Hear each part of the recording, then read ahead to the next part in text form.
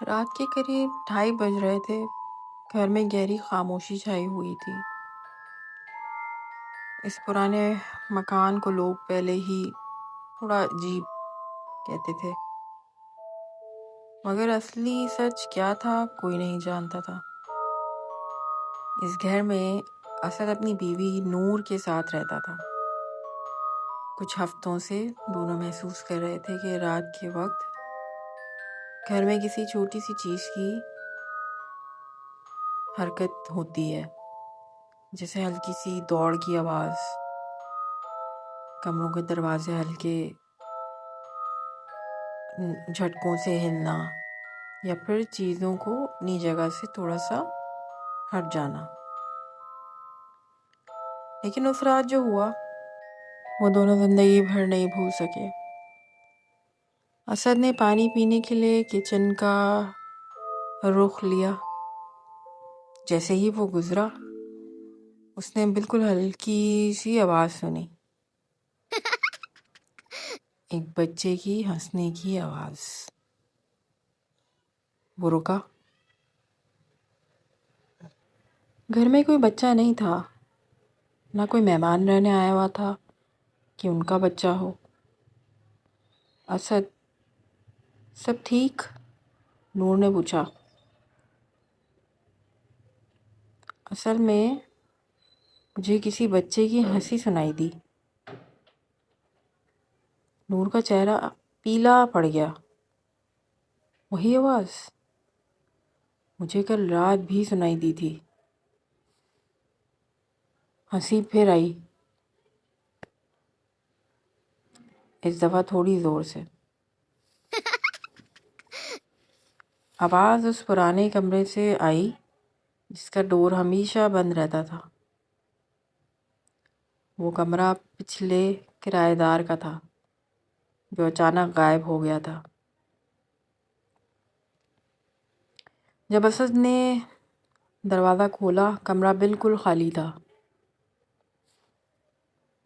بس ایک پرانی راکنگ چیئر دھیرے دھیرے ہل رہی تھی، جیسے ابھی کسی نے اس کو ہاتھ لگایا ہو۔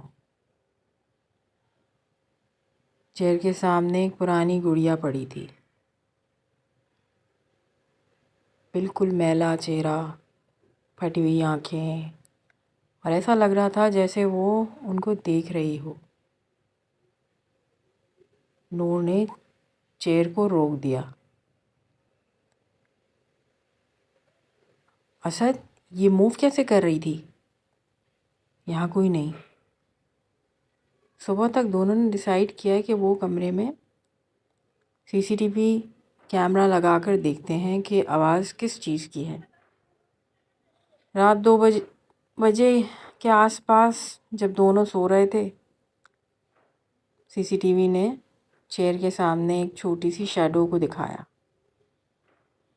جیسے 4 سے 5 سال کا بچہ کھڑا ہو، لیکن چہرہ بالکل صاف نہیں۔ پھر کیمرے نے ریکارڈ کیا، گڑیا خود بخود چیئر پر بیٹھی جا رہی تھی، اور پھر چیئر ہلنا شروع ہو جاتی ہے۔ اسی وقت وہی ہنسی کی آواز CCTV کے مائک نے کیپچر کی۔ اسد نے کیمرہ کھولا۔ اس دفعہ کیمرہ زیادہ ٹھنڈا لگ رہا تھا۔ ہیلو، وہ ڈرا ہوا تھا۔ اچانک ایک چھوٹی سی فٹ سٹیپ اس کے پیچھے سے سنائی دی۔ نور نے چیخ ماری، اسد، کمرہ بند ہو رہا ہے۔ دروازہ زور سے بند ہو گیا۔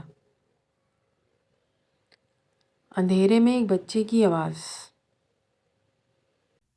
میرے ساتھ کھیلو۔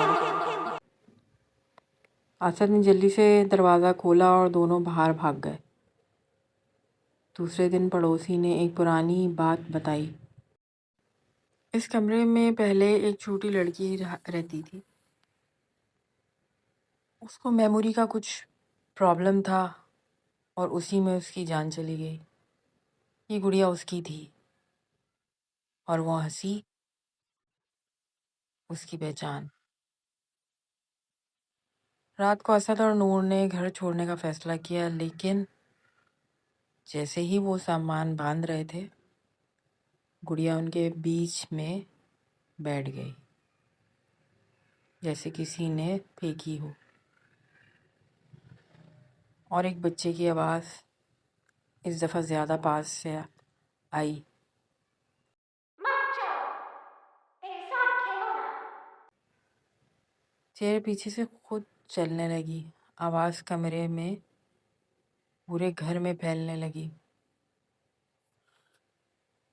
اسد اور نور نے بھاگ کر گھر چھوڑ دیا۔ آج تک گھر خالی پڑا ہے، لیکن رات کے آس پاس رہنے والے لوگ ایک آواز ضرور سنتے ہیں، ایک بچے کی ہنسنے کی آواز جو کبھی رکتی ہی نہیں۔